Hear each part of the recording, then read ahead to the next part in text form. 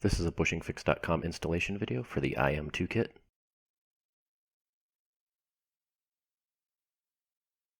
You'll receive 3 pieces in your kit: a bushing, an installation driver, and a retaining cup. You'll start by putting the bushing onto the installation driver as shown. And you'll want to look at your cable end and identify which way the shift lever pin went through.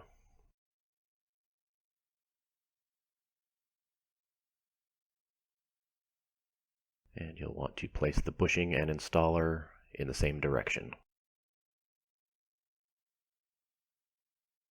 Place the retaining cup over the pin on the driver.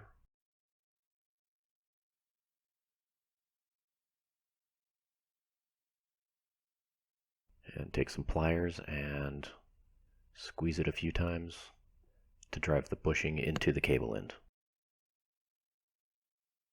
Now, depending on the thickness of your cable, the pin on the installation driver may protrude through the cup, so if that happens, you may need to move the pliers out of the way as you squeeze it into place. Remove the cup and the installation driver. Check the installation, that it's all the way in place.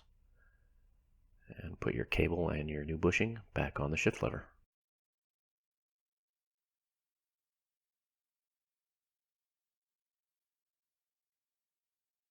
That's it, you're done. Thanks for watching.